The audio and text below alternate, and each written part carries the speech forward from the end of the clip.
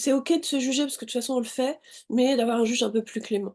En hypnose, par exemple, il y a des moments où on arrose et puis il faut un temps de pause. On a planté la graine, on a arrosé, il faut laisser les choses se faire aussi.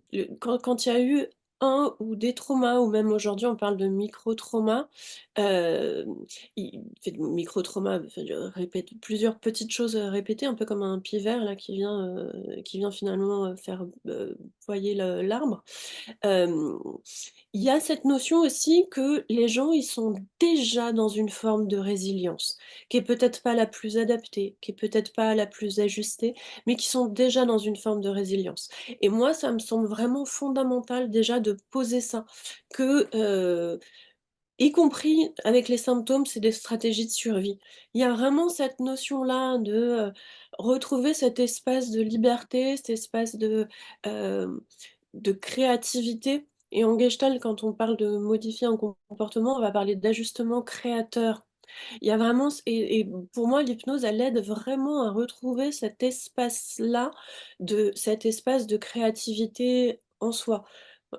Parce que quand on est dans un trouble de façon un peu mécanique, que ce soit le tabac, que ce soit la nourriture, que ce soit, d'autres problématiques, il y a un moment, on tourne en rond et on oublie l'espace, et tout le champ des possibles. L'hypnose, ça réouvre à ce champ des possibles. Une tentative de survie, tu essayes de la couper, bah, du coup, ça survit encore plus d'une certaine Bah, c'est ça, manière. ça renforce, mais même quand on fait ça, on se rend compte, tu sais, même derrière votre écran, vous pouvez essayer de faire ça, ça renforce.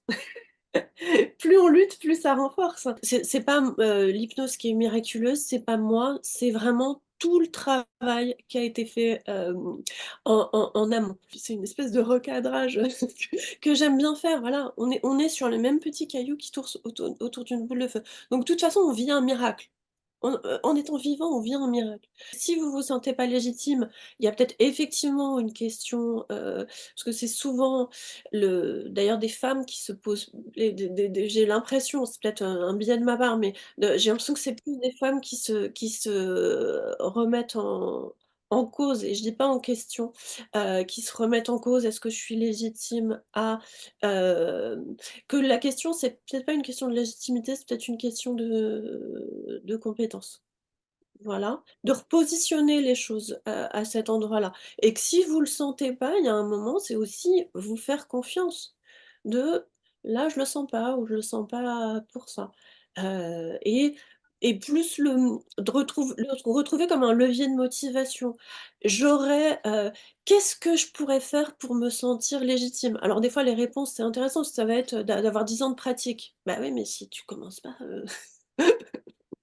voilà, hem et qu'est-ce que tu pourrais faire pour te sentir, légitime? Quel type de personne tu te sens quand même prête à accueillir? Sachant qu'aussi, il y a cette question que moi je me suis aussi beaucoup posée au début de: «Est-ce que je suis légitime si j'ai pas réglé tous mes problèmes?» Oui.